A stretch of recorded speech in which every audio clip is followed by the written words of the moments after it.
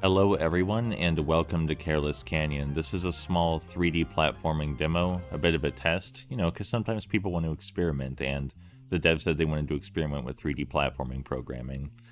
Now you may have noticed there is a filter over everything, and you can see here in the menu it does say Nintendo 64 filter.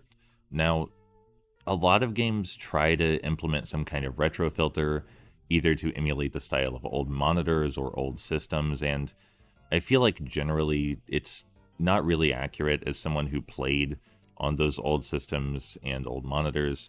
This isn't an exception, even though it is better than most. But so I'm gonna turn that off, and then we can get into the game proper.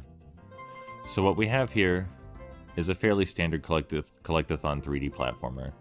We have a single jump, a double jump, and a triple jump, but the jumps work similar to how they work in Mario 64, which means that if you jump immediately after touching the ground, you get a higher double jump.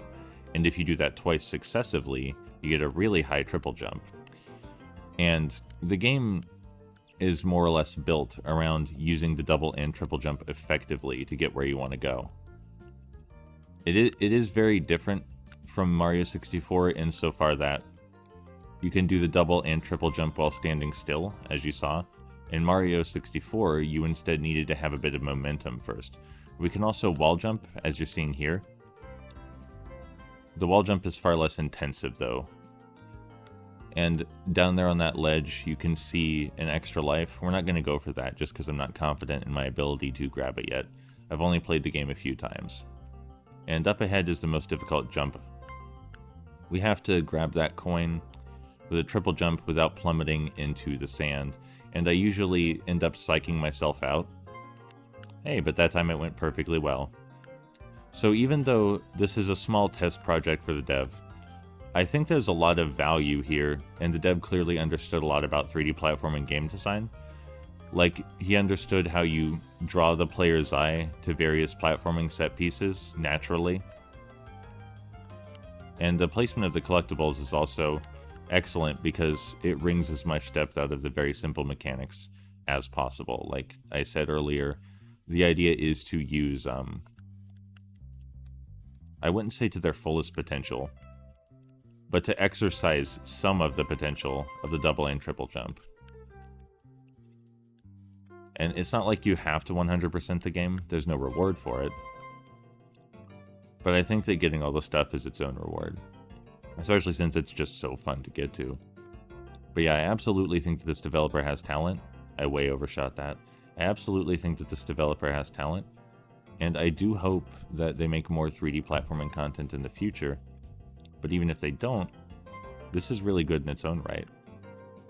The design here, and the level design, the movement design, and the challenges are solid enough. But this is just perfectly fine on its own, even if they don't make anything else.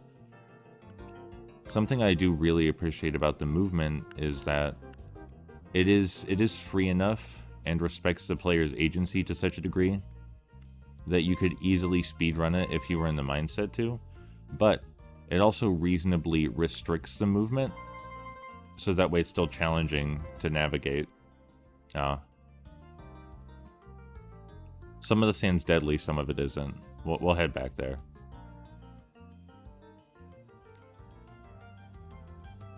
So this developer's page, I think is on itch.io. Yeah, that was it. And I'll be putting a link to that in the description.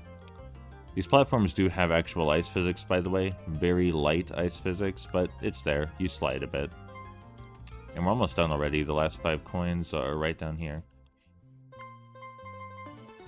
Now, even though this was a small project for the dev, I think it is very impressive, not just because of the design being so solid, but because there's a level of polish here that you don't see in many other test projects. Like, I personally was impressed that when you pause, the music fades into the background a bit. That's something you normally see in more polished projects that are ready for full release. There's also sound effects for everything, and of course the filter. It really seems like a lot of passion went into this. I really enjoy it, and I enjoyed being able to share it with you. It's just a good little micro game, and I strongly recommend it to anyone curious about playing a free indie 3D platformer. It's good stuff. I'll see you guys around.